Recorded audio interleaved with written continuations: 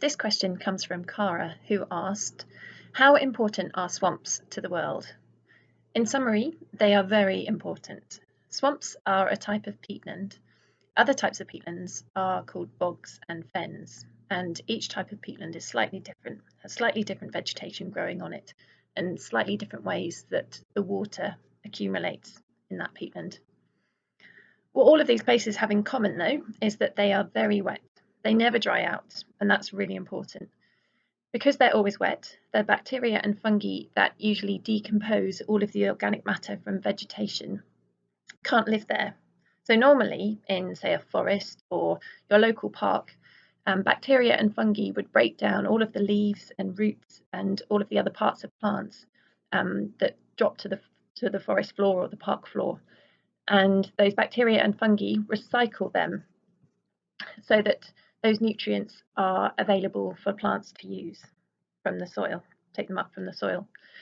During that recycling process, they release carbon dioxide into the atmosphere. In peatlands, however, there's no oxygen because it's waterlogged. So instead of oxygen being able to get to those bacteria and fungi, everything's underwater. So those bacteria and fungi don't have oxygen available to use in that decomposition process. So all of those parts of plants just build up layer after layer on the ground. Each of those plant parts, so the leaves, the roots, branches, etc., as I said, is made up of carbon. So a thick blanket of carbon develops, holding all of that carbon, all of that plant matter in the carpet, rather than releasing it as carbon dioxide into the atmosphere. We call this process of building up that carpet carbon sequestration. Lewis, thanks for your question, Lewis, asked how important peatlands are for carbon sequestration. I hope I've just explained why they're so important. Out of all of the ecosystems on land that we can find in the world, peatlands can store the most carbon in the smallest amount of space. As well as being really good at storing carbon, they're also one of the most efficient ways of taking carbon dioxide out of the atmosphere. So carbon dioxide is taken up by plants that grow in peatlands. Plants absorb carbon dioxide, as I'm sure you all know. It's a vital part of their diet. So they need carbon dioxide and they need sunlight, and they transfer that into oxygen and carbon, which they use to grow taller and bigger. In UK peatlands, the main plant you'll find living in and on peatlands is called sphagnum moss. It may look small and insignificant, but sphagnum is the queen of carbon sequestration, absorbing carbon dioxide from the atmosphere and helping to lock it up in peat. In tropical peatlands, the main type of plant you'll find growing there are trees, sometimes huge trees, and sedges and all kinds of big tropical plants. We tend to call these peatlands swamps, whereas in the UK, where we find sphagnum moss, often they're bogs, blanket bogs, or raised bogs. So I mostly work in the swampy tropical peatlands, in particular in the Amazon rainforest of Peru on the continent of South America.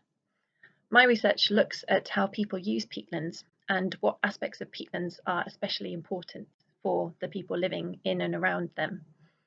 I'm trying to understand whether there are certain plant or animal species that are particularly important to these people, and plants and animals that we find in the peatlands, or whether perhaps there are other physical characteristics of the swamps that make them important to the people that live there, or maybe there's the presence of certain spirits.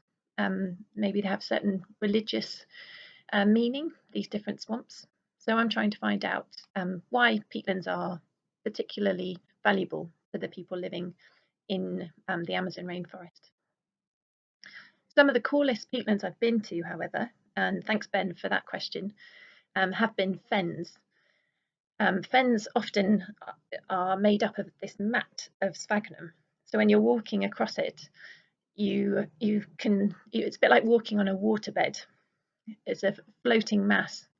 It quakes under your feet, and at certain points your foot can slip through that top layer if there's a hole in the vegetation, and you definitely can lose your wellies.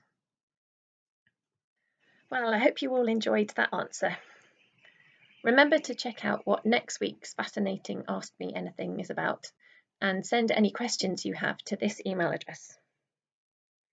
Also, do have a look at my other 2 answer videos if you fancy learning some more fun facts about peat. Thanks for watching.